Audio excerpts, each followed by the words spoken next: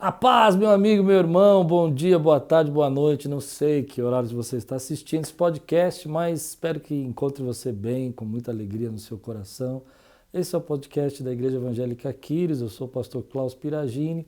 É um podcast de liderança, ele foi criado para ajudar você a se desenvolver, a fazer o seu trabalho, o seu ministério, e espero que você possa compartilhar. Se fizer bem para você, se você gostou, não esquece de deixar seu like, seu joia e compartilhar com alguém que eu tenho certeza que vai ser abençoador. E hoje, para não demorar muito, para já direto no assunto, hoje estou com um amigo querido, uma pessoa que admiro muito.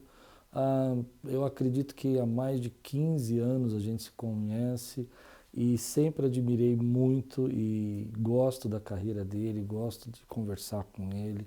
E eu tenho certeza que você vai poder participar dessa conversa com a gente com muito carinho.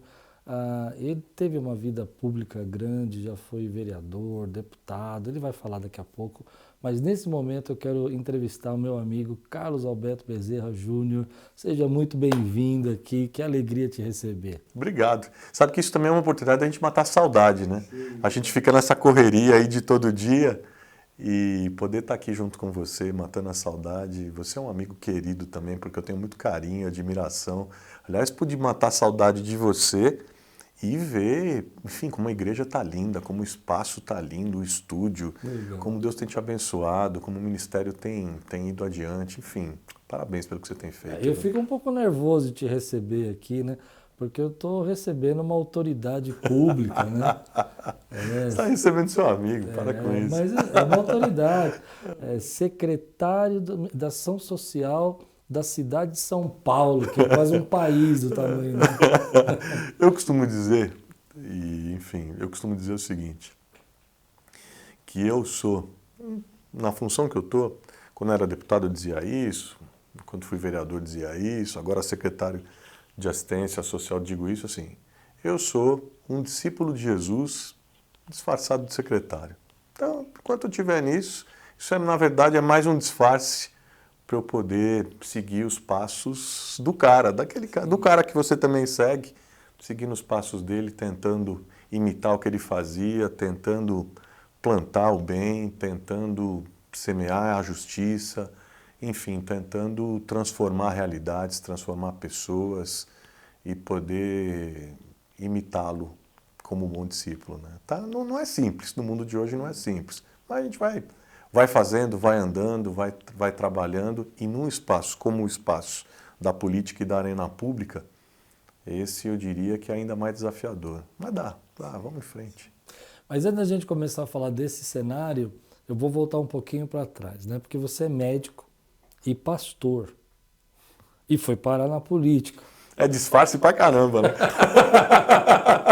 É muito disfarce. E eu sempre me perguntei, claro, eu sempre quis entender como é que você achou sua vocação, né? Como é que foi que você encontrou essa vocação? Porque foi uma jornada, né? Foi. Até eu sou péssimo vendedor de livro, então como marqueteiro eu sou terrível. Mas eu trouxe o meu livro, eu escrevi um livro que se chama Fé Cidadã, né, quando a espiritualidade e a política se encontram. O prefácio é do presidente Fernando Henrique Cardoso, tem várias pessoas que, enfim, aqui indicam o livro, pastores, amigos e tal, a senadora, que agora é ministra do Meio Ambiente, Marina Silva também e tal, enfim. E aqui eu conto um pouco da minha história, daquilo que eu acredito como política, como cristão, como valores, princípios, e conto como eu encontrei a minha vocação. E aqui tentar sintetizar isso, claro, é uma caminhada, enfim, são anos, né? De vida pública já são 23 anos. Olha, tudo isso. 23 anos de vida pública. Você começou, posso perguntar quantos anos foi na vida pública? Eu era o vereador mais jovem da capital quando eu me elegi a primeira vez. Eu comecei em 2000, eu tinha 32 anos, né? Eu fui 3 vezes vereador naquele momento, aí depois fui 2 vezes deputado estadual. Aí depois fui secretário municipal de esportes, na gestão do prefeito Bruno Covas. Sim. Depois, a pedido do Bruno, quando ele foi candidato então, à reeleição como prefeito, eu fui candidato a vereador junto com ele. na chapa, me elegi, logo depois a gente perdeu o Bruno, e aí o atual prefeito, o Ricardo, me convidou para ser secretário de assistência social. Eu estou como secretário, me licenciei como vereador e estou como secretário. Então já se passaram aí 23 anos, né? Mas como é que eu descobri a minha vocação? É interessante. E tem um quê aí inexplicável também, muito, muito doido. Porque eu, cristão, filho de pastores, neto de pastores, meu pai completa 80 anos esse ano, tá? Já passou de 60 anos de ministério. Eu costumo dizer que eu sou cristão. É tudo culpa dele. É verdade. Eu decidi seguir a Jesus porque eu o vi seguindo a Jesus, né? E eu me converti aos 11 anos de idade. E eu me converti lá na igreja, naquela noite, estava pregando um grupo de médicos missionários do navio Doulos. Sim. Eu até conto essa história no meu livro. Eles estavam pregando naquela noite, e aí eu me lembro que eu fui muito tocado e tal, e eu entreguei minha vida a Cristo. E naquela noite que eu entreguei minha vida a Cristo, eu fiz uma dupla oração. Eu entreguei minha vida a Jesus e falei para o Senhor, falei, olha, eu gostaria muito que o Senhor me usasse para mudar a vida das pessoas, eu queria servir o Senhor, assim, e eu queria ser que nem esses caras aí, eu queria ser um médico missionário, um médico que servisse as pessoas mais pobres e tal. E aí você, como eu, sabe que, assim, oração é um negócio perigosíssimo, né? Porque Deus responde. Oração de criança, então, torpedo. E aí, um tanto de anos depois, eu, então, passei no vestibular, fui fazer medicina e me lembrei da minha oração de criança. E desde sempre... Mas você queria ser médico? Queria ser médico. Essa é a minha dúvida. Queria ser médico. O meu desejo era ser médico. E aí, quando eu vi ali, nos meus 11, 12 anos, meu desejo era ser médico. Eu me converto. Quando eu vi aqueles caras, eu falei, Senhor, eu queria ser igual a esses caras aí. E aí, quando eu fui para a universidade, a minha oração se renovou. Eu falei, eu não queria... Assim, tudo bem, o sonho de qualquer garoto. Eu queria ter meu consultório, minha clínica, poder fazer, enfim, ter a carreira normal, mas eu queria poder, eu desde sempre queria poder usar aquela ferramenta da medicina na área social, transformar a realidade social das pessoas, né? Eu tinha um sonho de passar um período com os Médicos Sem Fronteiras, tal, de ter um período na África, isso eram sonhos que estavam no meu coração, né? Mal sabia eu o que Deus ia fazer comigo. Aí eu passei os 3 primeiros anos na universidade, tal, estudando, papapá, e sempre com aquilo.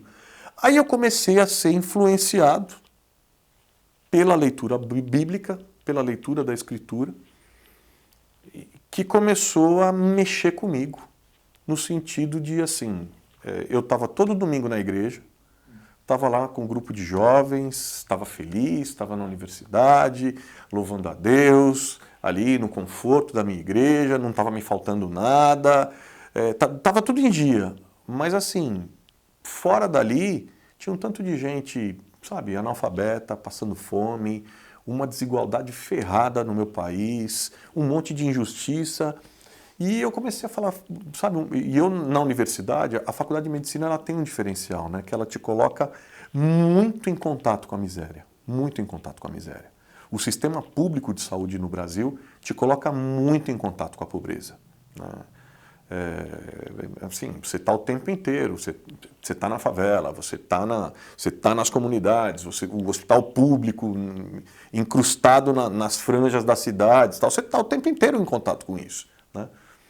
E aí aquilo começou a queimar no meu coração de novo. E a leitura bíblica dos profetas, a leitura bíblica começou a mexer comigo e a colocar meu pé no chão, sabe? Assim, cara, como é que você vai usar isso? Como é que você vai usar essa ferramenta? Como é que você vai ser esse instrumento de transformação? E aí a gente começou a ler, ter um grupo bíblico de estudo, com alguns estudantes dentro da igreja, falando, escuta, nós precisamos montar aqui alguma coisa, nós precisamos começar a nos mexer, porque nós não podemos ficar nesse conforto nosso aqui.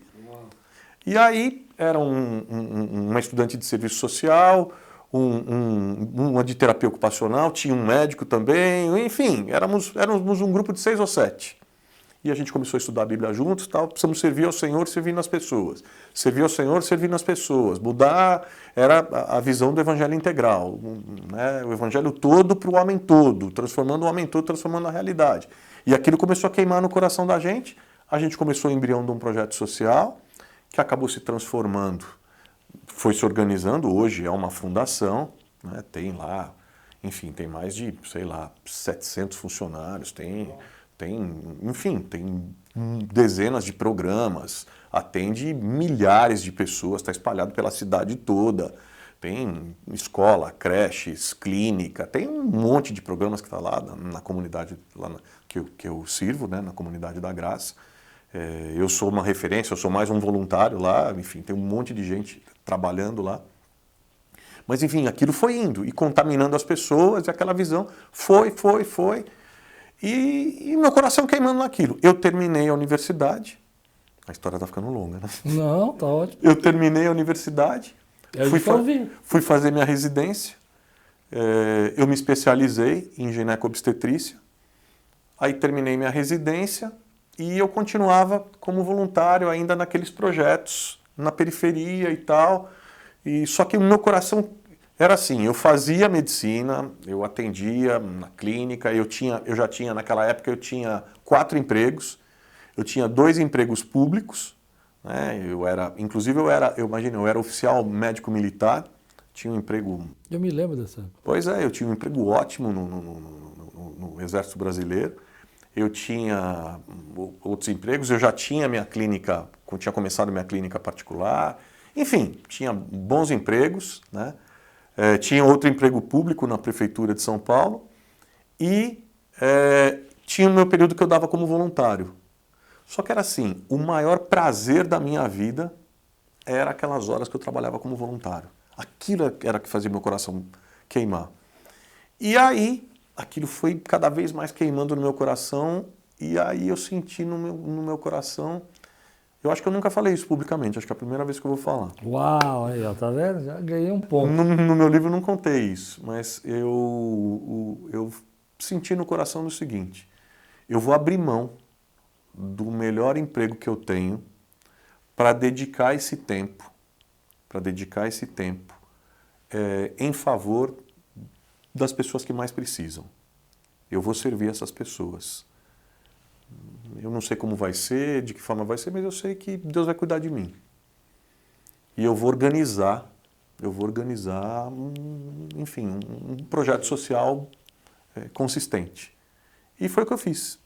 Eu deixei, na época, o serviço, o hospital militar, que era uma carreira, enfim, era estável, promissor, tinha tudo. Deixei. E comecei a ocupar parte do meu tempo, aí já metade do meu tempo eu já ocupava com assistência social, com ação e assistência social. Claro, aquilo começou a crescer, se organizou e tal, foi indo. Bom, chegaram as eleições no ano 2000, as pessoas começaram a olhar para mim, tinha uma crise na Câmara Municipal, uma crise ética ferrada, a máfia dos fiscais, não sei o quê, que as pessoas queriam uma renovação. Aí começaram a olhar para mim e falar assim, escuta, eu acho que você tinha que ser candidato a vereador. Aí eu olhava assim, tipo, eu? Por que eu? Não, você. Porque, poxa, você cuida do povo, você tem vocação. Você nunca tinha pensado nisso? Eu sempre gostei muito de política, sempre gostei muito das questões sociais, mas nunca me imaginei candidato.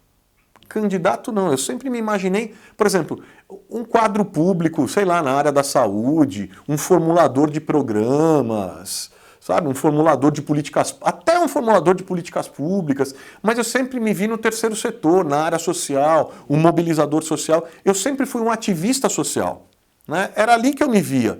Eu falava, mas na política institucional, candidato... Até porque, enfim, eu sempre fui uma pessoa mais introvertida, mais tímida e tal. Falei, tem certeza? Aí fala 1, fala 2, fala 3, fala 4. Falei, meu Deus, está acontecendo alguma coisa. Aí eu comecei a inverter, falar para as pessoas assim, falei, tá bom, se você me ajudar, eu vou. Se você me ajudar, eu vou. Bom, resumo da ópera, eu fui candidato, desse jeito, e acabei sendo eleito.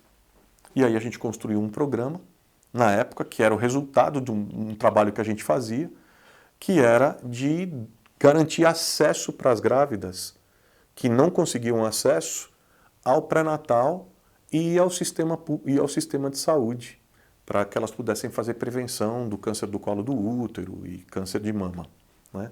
O programa acabou se transformando no que virou hoje o Mãe Paulistana. Foi um programa premiado, virou referência nacional, internacional e, poxa vida, valorizou muito a vida aqui na cidade de São Paulo, né? E, em suma, é no que eu acredito, em termos de política. Vamos entrar nisso. Que é o que faz sentido para um cristão na política, porque você estava falando de vocação, né? Para mim, a vocação que leva um cristão à política é qual? É garantir a vida, é promover a vida e promover a justiça. Essa é a vocação. Como é que a gente faz isso? Servindo. O que qualifica um cristão para a vida pública? É a folha de serviços que ele tem, a folha de serviços à comunidade. Fundamentalmente a folha de serviços aos mais pobres. Eu vejo hoje muitos cristãos querendo, eu vou para a vida pública, eu quero ser candidato. O cara nunca pisou num hospital público, o cara não conhece uma escola pública, o cara não sabe o que é uma favela, o cara não sabe o que é pobreza. Não, irmão, mas ele prega bem, tá bom, continua na igreja pregando, tá cumprindo o seu papel. Não, irmão, mas ele é um bom professor de escola dominical. Tá bom, continua lá como um bom professor de escola. Mas, irmão, mas você não sabe, mas ele canta, ela canta de uma forma incrível. Irmão, use o talento cantando. Agora, estar na vida pública é servir as pessoas e principalmente as mais pobres. Conhecer as realidades, servir as pessoas, conhecer as realidades e ter instrumentos e ferramentas, produzir instrumentos e ferramentas para transformar aquelas realidades. Que é o que eu venho trabalhando. Isso é uma mudança muito grande de mindset, né? Vamos pensar assim. Por exemplo, você ter o político pensando no povo, né? Acho que essa é a nossa... Eu me lembro quando garoto, um jovem, assim, 19 anos, meu professor na escola queria se candidatar. E ele dizia assim, olha, não pensa que quando... Ele falou isso para a classe. Não pensa que quando eu me eleger eu vou me preocupar com vocês, não. Né? Olha que frase. Não se elegeu, graças a Deus, mas, né? Olha a ideia dele. Né? Eu acho que essa é uma mudança, né? A gente pensar no outro, né? Pensar na administração pública no outro. Mas antes da gente falar disso, que eu quero falar disso, eu queria que você então desse uma dica de quem está procurando a sua vocação. Porque toda essa jornada sua... Ela foi uma jornada custosa, né? Você teve que fazer uma faculdade de medicina, você teve que entrar no exército, você era filho de pastor. E eu vejo que muita gente, quando vai escolher sua vocação, ele tem medo desse custo, dessa jornada. Ele acha que vai sair da faculdade já sabendo qual é a vocação dele, né? Então, acho que você podia dar uma dica pra gente nisso. E aí a gente entra nesse segundo assunto. Eu gosto de uma definição do Rubem Alves, que acho que dá uma pista para a gente diferenciar o profissional do vocacionado, né? O Rubem Alves fala que o profissional, a alegria, o prazer do profissional está quando ele recebe o fruto do trabalho dele. Então ele executou, aí a hora que ele recebe, a alegria dele está em receber. Né? O ganho por aquilo que ele fez. O vocacionado, o prazer dele, a alegria dele, não está em receber por aquilo que ele fez, está em fazer o que ele faz. Não é que ele não precisa receber, não é que ele despreza, não é isso. Mas a alegria está em fazer, em executar. Sabe? É isso que diferencia. E eu acrescento que você sabe onde está a sua vocação quando você pensa assim, mesmo que eu não recebesse por aquilo que eu faço, eu continuaria fazendo do jeito que eu faço. Porque é o que apaixona meu coração. No meu caso, na minha vida, é o que me dirigiu a fazer o que eu faço. A minha vida foi sendo dirigida porque eu fui fazendo assim, olha, mesmo que eu não receba, em determinados momentos, como que eu contei, mesmo que eu não receba por aquilo que eu estou fazendo, cara, não tem mais jeito, o meu coração está aqui. Eu sei que de uma forma ou de outra, mas você então é irresponsável? Quer dizer que você vai abrir mão de tudo? Não sou irresponsável, não vou abrir mão de tudo. Até porque o que tinha acontecido? Era o que você falou. Eu havia me preparado, eu tinha ferramental. Né? Eu havia passado pela universidade, eu havia me preparado, eu tinha um ferramental intelectual, eu tinha expertise no que eu estava fazendo, quer dizer, eu tinha um capital intelectual, um capital humano, um capital de leitura e um capital espiritual que eu sabia que aonde eu estivesse, eu desenvolveria um bom trabalho, aonde eu estivesse. Agora, a questão é que, para mim, estava muito claro que há ganhos que não valem a pena. Por quê? Porque há ganhos, há até atividades que você pode ganhar até mais, mas que não compensam a tristeza do coração, não compensam, sabe, o amargor da alma, o desprazer da alma, não compensam a perda em casa, não compensam a perda de saúde, não compensam o abandono de valores, não compensa.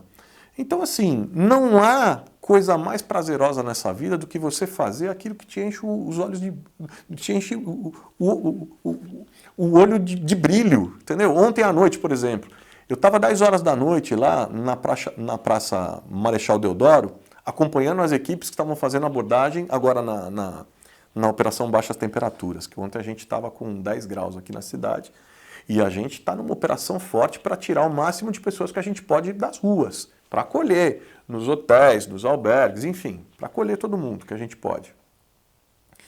E aí, eu me lembro do momento em que uma família que tinha uma criança, uma menina, a Jamile, de 5 anos, o Israel e a Samara tinham uma filha de 5 anos, a Jamile. Estavam na rua. Há pelo menos 3 meses, numa barraca, iam dormir lá. E a equipe abordou, conseguiu convencer e eles aceitaram ir para o hotel. Cara, eu me lembro, assim, o abraço que a Jamile, de 5 anos, correu na minha direção, veio, o abraço que ela me deu, e eu falei para ela assim, você tá com frio? Ela falou, tio, eu tô com muito frio. Eu falei, hoje à noite, você vai dormir num quarto quentinho, numa cama quentinha. Vai tomar um banho quente, vai ter uma comida quente. E a partir de agora vai ser desse jeito.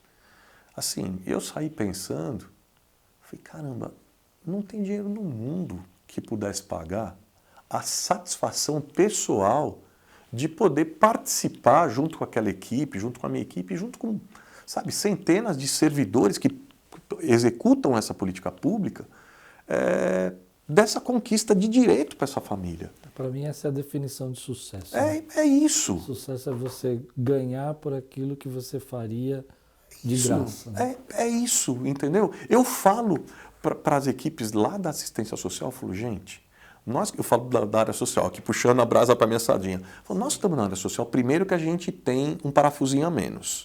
Por quê? Entendeu? Nós temos um parafusinho a menos. Por porque assim, cara, a gente que vem para a área social, primeiro que a gente acredita que esse mundo doido, caótico, vai mudar. Eu quero falar disso. A gente acredita. Eu quero falar disso. A gente acredita, a gente luta, a gente briga, a gente acredita que nós vamos tirar todo mundo da rua, a gente acredita que essa realidade egoísta, insana, que esse sistema que joga a gente na rua, que faz gente morrer pra caramba, que só faz crescer desigualdade, que concentra a grana pra caramba na mão de poucos, enfim, a gente acredita que vai mudar. E nós, assim, a gente acredita, nós já temos um parafusinho a menos, né? Segundo, o Eduardo Galeano fala que a gente tem também um bichinho aqui na cabeça, e aí somos grande parcela da sociedade, graças a Deus. A gente tem um bichinho aqui dentro da cabeça chamado consciência, que não deixa a gente dormir em paz quando a gente vê injustiça, né? E isso move a gente. Isso te move, por exemplo, isso te moveu, por exemplo, a ser pastor. Entendeu? Não é qualquer pessoa que... Pô, peraí, eu escolhi entregar a minha vida para cuidar de gente. Não é simples ser pastor. Não é simples entregar a vida para cuidar de gente.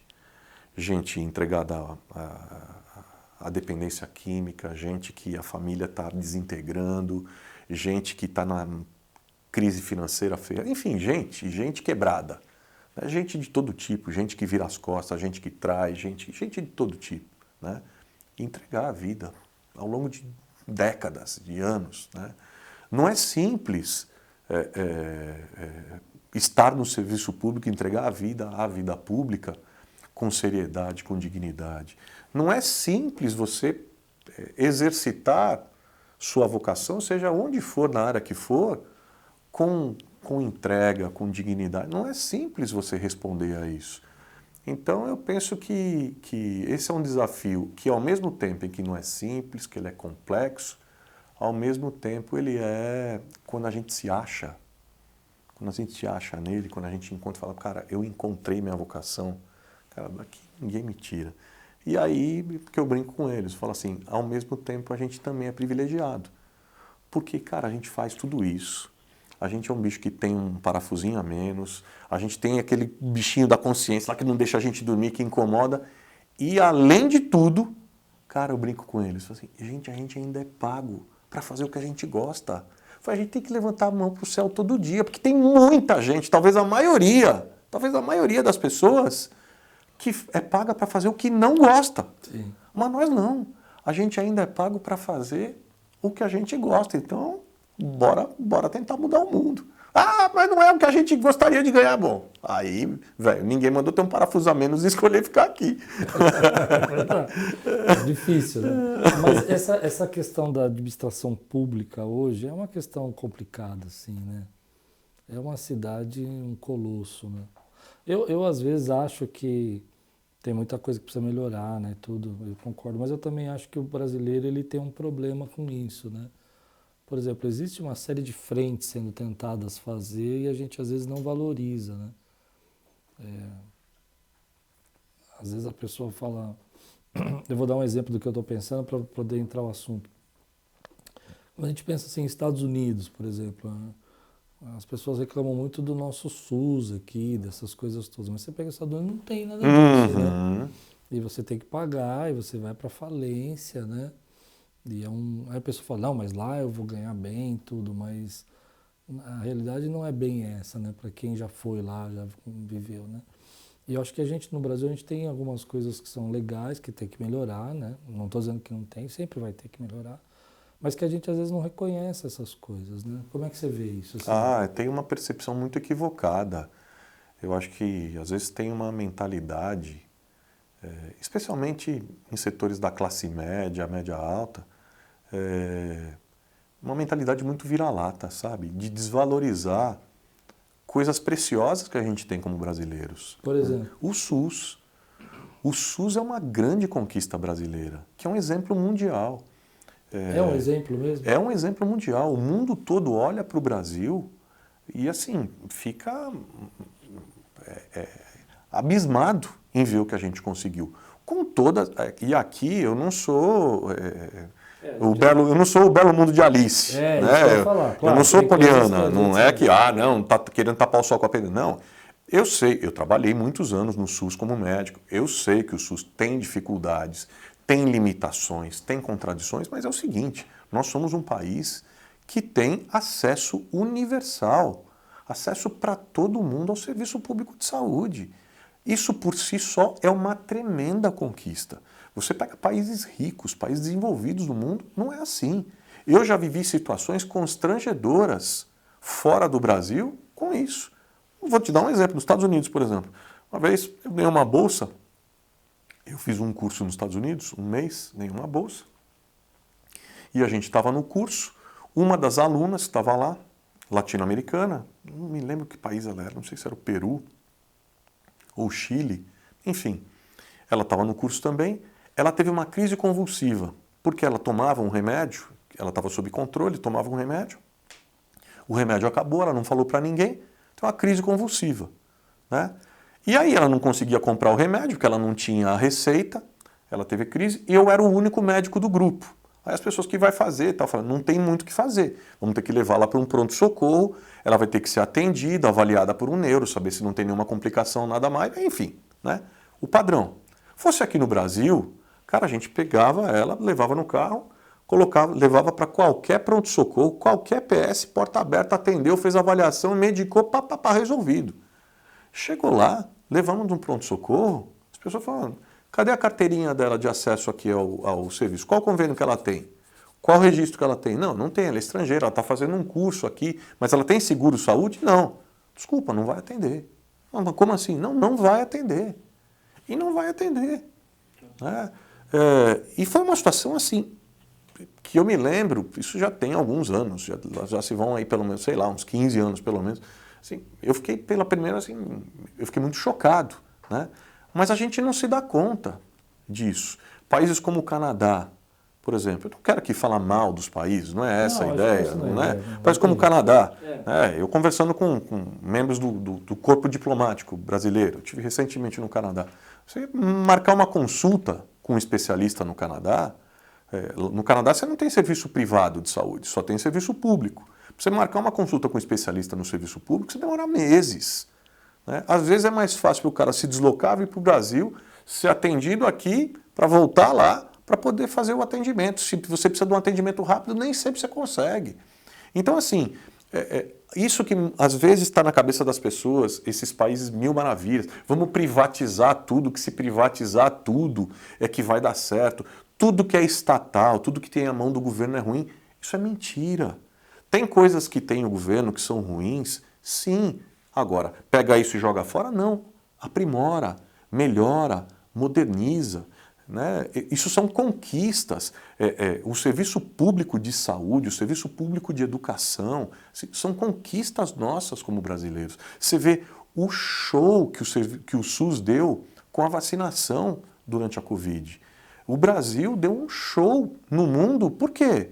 Por causa do nosso SUS, que a gente conseguiu vacinar. Imagina um país continental como esse. Outros países sofreram muito por não ter essa malha organizada que a gente tem para poder atender. Então, assim, a gente precisa ter muita cautela. Até para fechar meu raciocínio aqui, eu vou te dar um exemplo de como está distorcida essa opinião. Eu tive acesso a uma pesquisa, alguns anos atrás, sobre a percepção que as pessoas têm com relação ao sistema público de saúde, ao SUS. E aí, muito interessante, porque tinha uma inversão. 95% das pessoas que utilizavam o SUS era uma percepção de usuários do SUS, de usuários do sistema, com relação à utilização do sistema. Então, como é que você avalia o sistema de saúde? E aí, os usuários, 95% avaliavam como bom ou ótimo, 5% ruim. E aí, o inverso. Os não usuários, os que não usaram o sistema, 95% avaliam como ruim. Ou seja, a percepção tem muito a ver com a percepção à distância, a percepção midiática, a percepção, enfim, do cara que olha de longe e fala, eu acho que isso não funciona. Mas se você tiver contato com pessoas que precisaram, o cara que sofreu um acidente, por exemplo, é muito comum, o cara que teve um acidente de carro, precisou ser atendido no SUS, o cara que foi baleado, o cara que teve um problema, você pode ver. A imensa maioria das pessoas que foi atendido, por exemplo, com urgências como essa... O Hospital das Clínicas é uma referência. O Hospital São Paulo, o Hospital das Clínicas, da Santa Casa. Agora, a hotelaria é complexa. É complexa. Precisa melhorar? Precisa. Agora, se você vê em termos de tecnologia e em termos de formação dos médicos, a qualificação técnica científica dos médicos, primeiro mundo. Mas como você vê, por exemplo, eu sou um pouco crítico da administração pública. Eu acho que, na minha forma de ver, talvez eu seja esse 95% aí, que vê muita arrecadação e pouca administração, né? Não vejo... Eu me lembro uma vez que nós estávamos almoçando e foi uma coisa interessante, aquilo marcou a minha vida, assim. Nós estávamos almoçando e chegou uma mulher, você lembra disso? E você estava criando essas casas, né, de moradia, eu acho que tem até alguma coisa com o Canadá, né? Eu não sei tudo, mas você vai contar para nós melhor, né? Porque eu não vou contar direito. e a mulher brava com você porque você estava criando as casas próximas da bairro dela, da casa dela, porque você ia desvalorizar o imóvel dela, né? Eu achei aquilo forte, né? Porque na verdade a gente sabe, né? Que isso é um projeto para acolhimento, né? Da cidade, né? E que de uma certa forma você está tirando aquelas pessoas da rua, na minha forma de ver, né? Embora eu sou bem radical em algumas coisas, nisso eu entendo que, por exemplo, é melhor do que você ter, que nem aqui no nosso bairro, tem muita gente que mora aqui embaixo da ponte. É melhor ter um lugar, havia inclusive um aqui que eu ajudei muitos anos a manter aqui em frente à Marginal, tinha 260 famílias que aqueles que mantinha lá, né? A prefeitura mandava a cesta e a gente cobria com roupa, com outras coisas. E o que eu percebo, né? Que era muito melhor do que eles ficarem na rua, né? E eu lembro que a mulher ficou muito brava que você... Era minha eleitora, inclusive, eu não sabia. Ela falou, eu voto em você, amo você. Então, e a gente almoçando, né? Então, para o garfo de comida e fica olhando para ela. Né? E aí eu fiquei pensando, é muito difícil administrar uma cidade desse tamanho, né? Porque você não consegue agradar a todos, né? É muito difícil, exatamente por aquilo que você estava dizendo. Por um lado eu choro porque você tirou a família da casa, né? Mas tem muito hotel também que não quis abrir a porta, eu acredito, porque desvalorizava o hotel, né? É isso. E tem uma mentalidade que é a grande contradição disso que a gente está falando, porque pelo último censo nós temos 31.884 pessoas em situação de rua. Esse é, sem dúvida, um dos principais desafios que a gente tem hoje na administração e na gestão da cidade, com tudo que ele traz, né? A gente tem uma cidade pequena dentro da nossa cidade. Só para você ter uma ideia, esse é um número de pessoas equivalente, por exemplo, a 70% dos municípios paulistas têm 30 mil ou menos habitantes. Para você ter uma ideia. Então a gente tem uma cidade dentro da nossa cidade. Agora, morando na rua. É isso, na rua. Como é que a gente resolve isso? Não é. Tem muita gente que pensa assim, pega essa gente, entre aspas, mil pessoas. Você pega essas 32 mil pessoas. Eu ouvi, uma pessoa me parou outro dia numa livraria, eu fiquei chocado. Ele falou, mas você tem que pegar essas pessoas, você pega essas pessoas, põe num container e põe a 50 quilômetros daqui. E põe lá. No container? É.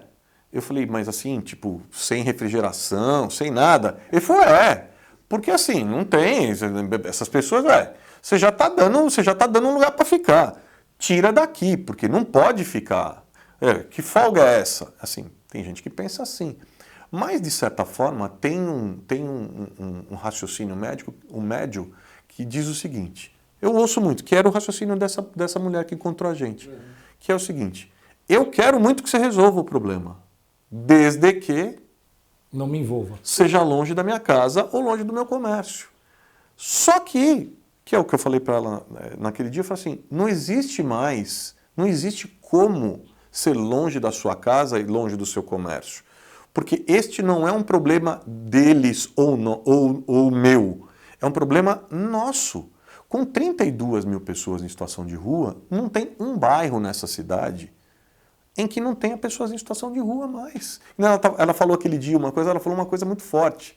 Até você falou comigo, ela falou assim, não, porque vocês estão trazendo essas pessoas para cá. Não, a gente não está trazendo ninguém, as pessoas já estão aqui.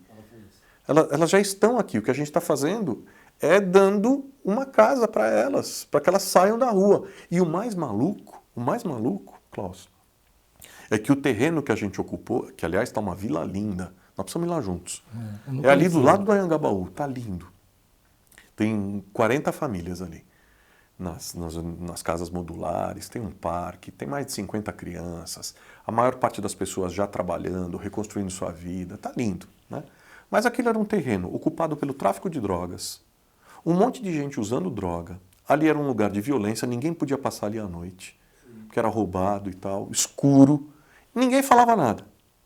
Foi só dizer que ia levar pessoas em situação de rua, aí começaram a dizer, você não sabe, eu pisava no terreno durante a construção, as pessoas jogavam coisa do prédio lá de cima, xingando, ameaçando e tal, até que instalou-se a vila, até que elas viram as pessoas que chegaram, até que as famílias foram se instalando, e até que elas perceberam que, no fundo, aquilo tudo é puro devaneio delas. E hoje, como é que está?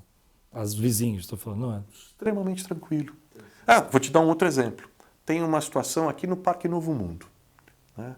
A gente está fazendo... se contar a história, tem dessas histórias de preconceito. Porque o preconceito é talvez um dos maiores obstáculos que a gente tem para enfrentar esse problema da população em situação de rua hoje, aqui em São Paulo.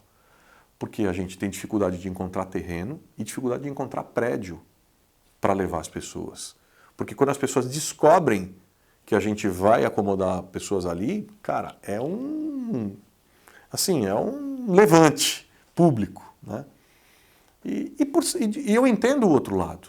Mas eles têm medo de virar tipo uma cracolândia? É isso, as pessoas morrem de medo, porque para elas, você falou em pessoa em situação de rua, na cabeça dela imediatamente vem aquela imagem do dependente químico da Cracolândia, né? Que não é a totalidade da população em situação de rua, é um recorte muito específico que é da Cracolândia. Mas enfim, aí o que acontece? A gente está fazendo uma política nessa gestão, na gestão do prefeito Ricardo Nunes, que é qual? A gente não quer mais aqueles centros enormes de 500, 600 pessoas. Aquilo não funciona. Aquilo é depósito de gente. É só pôr as pessoas lá dentro. Né? É isso, vira um gueto. E outra coisa, você não consegue encaminhar as pessoas para o emprego, você desumaniza, ninguém conhece pelo nome, enfim, é aquilo que a gente já conhece. Em festa de muquirana, a comida é ruim, é uma desgraça. Que foi o caso aqui quando a gente ajudou aqui, né? É isso. Agora, não dá para você simplesmente desmontar e desativar, porque para onde vão essas pessoas? Então nós estamos fazendo o quê? Você pega um de 600 e divide em 3 de 200. Agora, para você dividir em 3 de 200, você tem que pegar 3 imóveis. Para conseguir um imóvel lá na região, 83 visitas. 83 visitas. Bom, conseguimos um imóvel. Cara, a hora que descobriram que o imóvel ia ser um equipamento para 200 pessoas, rapaz do céu, pararam a marginal, chamaram a televisão, e era faixa, e era grito, e era briga e tal. E eu, cara, bom, você me conhece, eu sou um sujeito de diálogo. Falei, chama aqui a comissão de moradores, vamos conversar. E aí eu chamei, porque estão trazendo a Cracolândia para cá, e não sei o que, eu chamei. Gente, o projeto é assim, assim, assim, expliquei com esse meu jeito. Falei, bom, convenci, né? Mostrei as fotos, mostrei o projeto, trouxe as pessoas, olha como vai funcionar, olha o que vai ser. Terminei minha fala, a hora que eu terminei, eu falei, eu vou apanhar. O povo gritava, cara, mas gritava, porque você põe lá do lado da sua casa e não sei o que mais, e bababá, você quer acabar com o bairro, vai desvalorizar, não sei o que, sempre essa conversa, e tal, e pá. Primeira reunião, segunda reunião, terceira reunião. Eu falei, mas gente, o que vocês querem que a gente faça? Não. O que você quer? Quer que melhore a iluminação do local? A gente melhora a iluminação. Quer que dê um reforço na segurança? A gente dá um reforço na segurança, fala com a polícia militar. O que é a rua? Enfim. Não, a gente não quer o equipamento aqui, mas não existe essa possibilidade, gente. Não, porque essas pessoas não podem vir para cá. Não, assim, não é que elas vão vir para cá, as pessoas já estão aí. Elas estão nas praças. É que nós vamos ter que tirá-las da praça, não dá para ficar. Bom, resultado final. Sabe qual foi? Gritaram, chiaram, e não teve jeito. Eu falei, gente, vai ser lá e ponto final. Gostem vocês ou não gostem vocês, nós não vamos deixar de acolher as pessoas por causa disso. E manifestação, e fizeram, e a gente enfrentou, e pá. Tá feito tem 2 meses e meio. 2 meses e meio. Resultado, essa semana, o que eu soube? 2 pessoas que eram dos mais inflamados. Aliás, o que eu fiz?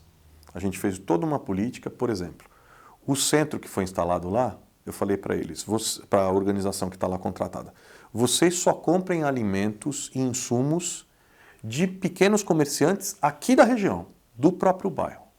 Primeira coisa, política de integração com o bairro, né? E os conviventes aqui do centro contribuam também trabalhando com pequenas ações aqui no próprio bairro. O que eles fizeram? Eles adotaram a Praça da Frente, eles limpam a praça todos os dias, 2 deles são voluntários que cuidam do quarteirão. E 2 dos líderes mais inflamados da comunidade, agora, são voluntários dentro do centro, ajudando a recuperar as pessoas. Porque, na verdade, o preconceito era o quê? A gente tem preconceito de quem a gente não conhece. Nós temos preconceito quando a gente não tem contato com alguém. Porque o preconceito, ele gera o quê? Desumanização. Quem eu não conheço, eu desumanizo, eu distrato. Agora, quando eu conheço alguém, quando eu converso, aquela pessoa se torna para mim, se torna uma pessoa com dores, com um passado, com uma história, com, enfim, gente igual. E aí, quando eu percebo alguém como eu, quando eu me igualo, quando eu permito que isso aconteça, o preconceito vai embora. E foi exatamente o que aconteceu lá. E hoje, um convívio bárbaro que está acontecendo lá, acabou. Mas você acredita que a gente tem que melhorar a administração pública de que maneira? Estou falando agora de administração. Eu sei que envolve política e tudo, mas eu não queria falar muito de política hoje, porque eu acho que a gente fala pouco sobre administração, sabe?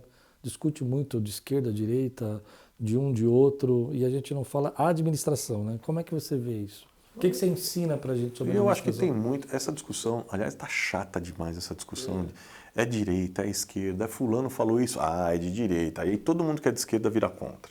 Aí fulano falou aquilo, não, é de esquerda. Aí tá todo mundo de direita vira contra. E é uma guerra, eu acho tão infantil o que está acontecendo hoje no país, porque assim, você não tem mais, assim, o debate, ele foi substituído pelo embate, né? Ou pior, pelo combate. Não tem mais uma coisa de debate de ideias. Eu divirjo de você nisso, mas eu concordo com você nisso, nisso e nisso. E está tudo bem. Sim. Hoje não. Eu tenho que divergir. Se eu divirjo de você nisso, eu divirjo em tudo e pior. Eu tenho que te desqualificar como gente, eu tenho que te desmoralizar, eu tenho que acabar com você. É um negócio de maluco, cara. Então eu acho assim, só perda de tempo. Com relação à administração pública, o fato é, a gente precisa avançar em termos de modernização, principalmente dos mecanismos de transparência. É isso que eu queria entender. Eu penso que a gente tem avançado muito nos últimos anos, principalmente na administração pública. Eu acho que, principalmente no Brasil, não dá para negar hoje que a gente é um país democrático, com instituições democráticas fortes, com pesos e contrapesos. O que estrutura uma democracia são poderes independentes e que formam sistemas de pesos e contrapesos. Quer dizer, você não pode ter um poder legislativo, um poder executivo, um poder judiciário, um dependente do outro e um fazendo aquilo que o outro acha que tem que fazer. São independentes e cada um cumpre o seu papel. Independentes e ao mesmo tempo interdependentes, dialogam entre si, não se destroem. E no Brasil a gente tem isso hoje, A gente tem a fiscalização entre os poderes, a gente tem o Ministério Público cumprindo o seu papel fiscalizador, a gente tem uma ação efetiva que a gente vai vendo, uma ação cada vez mais efetiva dos poderes. E isso tem trazido benefícios. A gente avançou muito nos mecanismos de transparência, a gente avançou muito nos mecanismos de fiscalização. Por exemplo, muitas coisas que hoje a gente tem acesso, por exemplo, a lei de informação. Isso são coisas que até, 10 anos atrás não se tinha. Hoje não existe informação de governo que você não possa ter acesso. Qualquer cidadão, qualquer pessoa pode solicitar, fazer uma solicitação. Eu quero, através da lei de acesso à informação, ter acesso a X, Y, Z. Quero ter acesso. Os orçamentos. Apesar de, recentemente, a gente ter esse embaraço todo aí desse orçamento, esses mecanismos tentaram ocultar o orçamento, mas a gente avançou no orçamento e acho que precisa avançar muito mais. Enfim, o que eu acho que a gente ainda precisa avançar é no sentido da participação das pessoas. Alguns talvez há uma ou 2 décadas atrás, a gente avançou naqueles mecanismos do orçamento participativo, né, nas cidades, e eu acho que aquilo era um avanço. Mas foi se desmobilizando com o tempo e, enfim, acabou se perdendo. Mas eu acho que era um mecanismo interessante, né, principalmente para cidades menores e médias, eu acho que era bacana. Numa cidade como São Paulo, ter essa convocação para uma participação popular mais efetiva é muito importante, é muito importante. Avançar na descentralização das subprefeituras é muito importante. Avançar nos mecanismos de, como eu estava te dizendo, transparência, informatização dos processos, eliminação de volume de papéis, burocracias, enfim. E eu percebo nos 3 níveis. Na prefeitura eu vejo muito, né? O pessoal da Secretaria de Gestão Pública, não é a minha pasta, mas a pasta de Gestão Pública tem conseguido muitos avanços. Ganhou até um prêmio recentemente, agora nesse semestre, ganhou um prêmio nacional no avanço, por exemplo, nos processos licitatórios, transparência de processos licitatórios, agilização de processos licitatórios, nova lei de licitações, que acabou se transformando em referência nacional. Enfim, isso tudo é fruto do quê? É fruto de cobrança da população, cobrança popular, cobrança da imprensa e da transparência que vai aumentando. Agora, isso é um processo histórico, né? De cobrança e de independência dos poderes. Enfim, eu acho que a gente precisa, o que a gente não pode de jeito nenhum é pensar da seguinte forma. Se a gente encontra problemas no setor público, pensar assim, não, tudo que é público é ruim, logo a gente joga fora o que é público. E tudo que é privado é bom, logo a gente faz então a lógica do privado. Não é verdade. Essa não é uma verdade. Eu acho que até tem exemplos disso, né? Entendeu? Coisas... Você tem coisas do setor privado que são muito boas e lógicas do setor privado que são boas, que podem ser aplicadas ao setor público, mas você também tem lógicas do setor público que são muito boas e que, inclusive, podem ser aplicadas ao setor privado. Agora, o que é ruim do setor público deve ser eliminado, né? Processos arcaicos, politicagem, enfim. Espaço para a própria corrupção. Espaços de corrupção, quer dizer, de pouca transparência, essas coisas você tem que trabalhar. E hoje em dia, o que eu percebo, você vê, em cidades como São Paulo, é cada vez mais difícil, nas grandes cidades brasileiras, você ter espaços para isso, né? Por quê? Porque a fiscalização é cada vez mais eficaz, os mecanismos para acompanhamento são cada vez mais eficazes, né? Numa Câmara como a Câmara Municipal de São Paulo, é tudo transparente, tá tudo posto, sabe, na internet, enfim. Então você tem muita transparência. É diferente, você pega uma cidade pequena, às vezes, tá tudo lá escondido, não tem publicização, os processos são feitos com apadrinhamento, puxa daqui, puxa de lá. Então, assim, eu pessoalmente, nesse sentido, acho que a gente está num bom caminho. Precisa avançar muito? Não tenho a menor dúvida. Precisa de muito trabalho? Concordo. Mas eu penso que a gente tá na direção. E por que eu digo isso? Porque eu acho que, por exemplo, hoje, nós estamos melhores do que a gente estava há 5 ou 10 anos atrás. E eu não tenho dúvida de que daqui 10 anos a gente vai estar melhor do que a gente está hoje. Agora, o que a gente tem... E quando a gente fala de corrupção, o que a gente tem em termos de corrupção no setor público não é diferente do que a gente tem na sociedade. Os índices de corrupção do setor público brasileiro são os mesmos índices de corrupção que a gente tem na sociedade brasileira. Por quê? É a cultura brasileira, que inclusive, vou dizer para você, não é diferente de outras culturas no mundo. Você olha, por exemplo, quando a gente olha para o parlamento norte-americano, o modelo de eleição norte-americana, quer dizer, o controle que o setor privado, que as grandes corporações têm sobre as decisões do parlamento norte-americano é um negócio maluco. A única diferença lá qual é? A diferença é que o lobby lá é legalizado. Entendeu? Mas você olha, quem patrocinou quem nas campanhas, e aí você vê as decisões em favor dos armamentos, as decisões, enfim, que são tomadas em favor dos grandes conglomerados financeiros, dos grandes conglomerados da indústria bélica e tal, tá tudo ali, tá tudo. Então, assim, você vê que é um sistema bastante corrompido, né?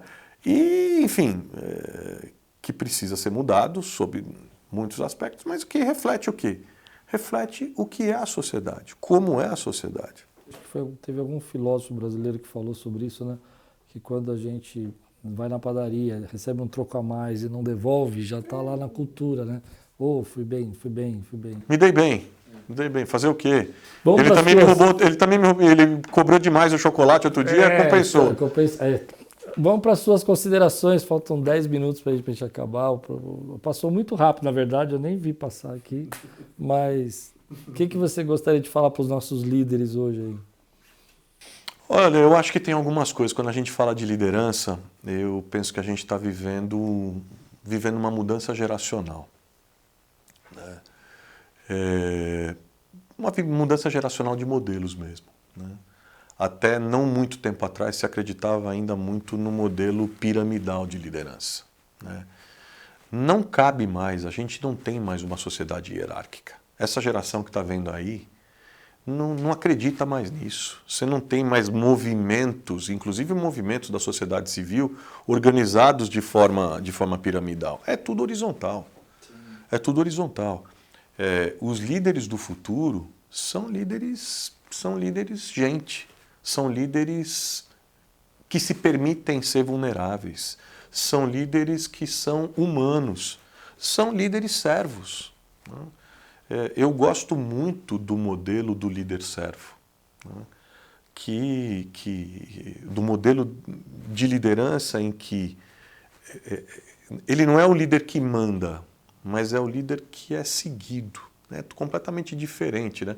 É diferente você ter autoridade de você ter liderança. Tem gente que ainda acredita naquele velho paradigma da autoridade. Então, em todos os campos, né? Seja na igreja, seja na empresa, seja na política, seja na universidade. Então, o cara acha que ele assume um cargo, ele tem um cargo, então ele vai lá e manda. Não, vai fazer tal coisa, vai não sei o quê, aquele cara top-down, né? O tempo inteiro mandando. Assim, é o modelo da autoridade. O cara tem autoridade porque ele acha que recebeu um cargo, então ele tem autoridade. Né? Esse paradigma não cabe cada vez menos na sociedade que a gente está vivendo. Porque eu acredito no modelo da liderança, que é diferente da autoridade. O líder, ele não manda. O líder, ele é seguido. O líder, ele contagia as pessoas. Ele não sai mandando. As pessoas acabam o seguindo porque acreditam no que ele está fazendo. Pergunta para eles, cara, posso estar com você fazendo isso? Será que dá para a gente... Será que você me permite estar com você trabalhando nisso? Cara, eu acredito muito na causa que você abraçou. Eu acredito muito nesse projeto que você está fazendo. E eu quero fazer parte disso junto com você. Então, eu penso que esses são os novos paradigmas da liderança. Né? É o que a gente chama de pirâmide invertida. Né? O líder está embaixo, na base, sustentando a vocação, inspirando. Né? Facilitando, abrindo caminhos, permitindo novas lideranças. E eu acho que a pandemia também, desarranjou muito o tecido social como um todo. Né? Por quê? Porque ela mostrou para a gente o quanto essas organizações piramidais eram frágeis, elas não funcionam mais. Ninguém mais se comunica do jeito que se comunicava. Ninguém mais se organiza do jeito que se organizava. Você vê que, cara, mudou tudo. Mudou completamente. Mudou o jeito da gente se comunicar, mudou o jeito da gente trabalhar. As igrejas se reorganizaram, sim. As empresas se reorganizaram, a política se reorganizou. Cara, os restaurantes se reorganizaram. Imagina, quem não tinha delivery, se não fez, quebrou. É uma coisa assim, mudou completamente o jeito de se fazer as coisas que se fazia. Assim como mudou o jeito de liderar, o jeito de comandar processos, o jeito de comandar projetos. Você vê, o mundo está caminhando, você vê, o mundo desenvolvido, por exemplo, está caminhando para uma semana de 4 dias de trabalho. Sim. Cada vez mais está se discutindo isso. Uma semana de 4 dias de trabalho e 3 dias de folga. O final de semana de 3 dias. Meu sonho de consumo. Entendeu? Vários países estão na experimentação, Inglaterra e Holanda, se eu não me engano, estão na experimentação e estão mostrando que as pessoas são mais produtivas nesse modelo. Quem que disse, cara, que a gente precisa trabalhar tanto, com tanta intensidade, para ser mais produtivo? Por que a gente não pode trabalhar menos, de uma forma mais concentrada, mais leve? Foi a pandemia que mostrou isso. Quanto a gente trabalhando de casa, eu tenho vários amigos que deixaram de trabalhar em São Paulo, mudaram de cidade. Então só não... E nunca pensaram nisso. Nunca pensaram nisso. O cara, era o cara que ia no escritório todo dia, pegava o carro, demorava 2 horas para chegar e tal, não sei o quê. Cara, os caras ficaram mais produtivos. O cara está trabalhando num apartamento na frente da praia. Sim, porque não precisa estar... Entendeu? Agora, claro, isso também trouxe outros agravantes, né? Porque acaba tendo também impacto dentro de casa. Porque se o cara não toma cuidado, o cara também, com essa coisa, ele acaba trazendo o trabalho dele, se ele não sabe diferenciar, para dentro da casa dele. Contamina a relação com o filho, contamina a relação com a mulher, enfim. Mas eu acho que a gente está falando de liderança, né? Um novo modelo de líder leva em conta a questão do serviço, leva em conta a questão de poder se adaptar, leva em conta a questão da maleabilidade e leva em conta a questão da espiritualidade. E a gente está vivendo um mundo muito em busca de valores. E a espiritualidade traz valores. Eu percebo claramente, o quanto um líder de fé, que tem valores de fé, nesse mundo que a gente está vivendo, se diferencia. O quanto se diferencia, não por ser melhor ou pior, não estou falando de mérito, se diferencia no sentido de ser seguido mesmo.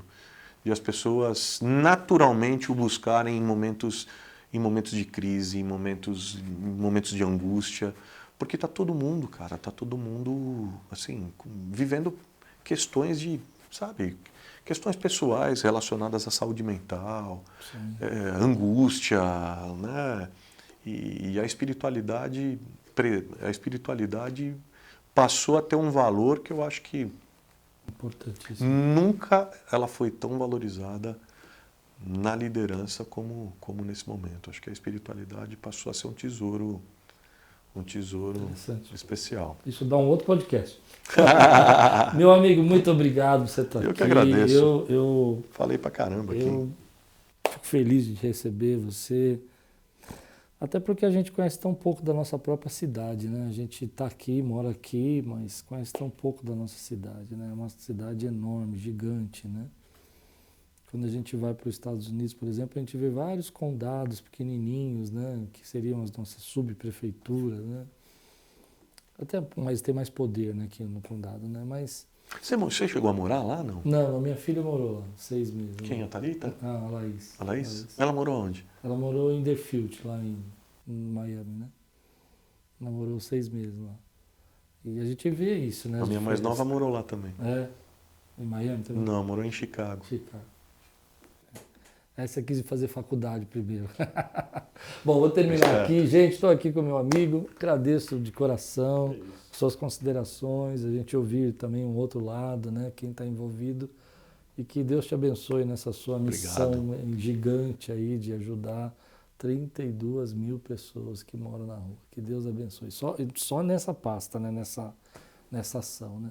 Que Deus abençoe. Obrigado por você dispor o teu Obrigado. tempo aí. Cara, eu que agradeço. Agradeço o carinho, a confiança, por poder estar aqui com você. Como eu te disse, eu tenho um carinho imenso por você, Nós também. admiração, e te parabenizo pelo projeto, Obrigado. pela conversa boa, agradável, leve, e esperando de verdade que, de alguma maneira, a gente contribua com boas sementes aqui para quem está ouvindo a gente. Muito bom. Muito obrigado, meu amigo. Tamo junto, Não velho. esquece de compartilhar, não esquece de você curtir aí o podcast, deixar seu comentário e a gente aí vai se falando. Deus abençoe, uma semana de graça e paz e tudo quanto fizer prosperará.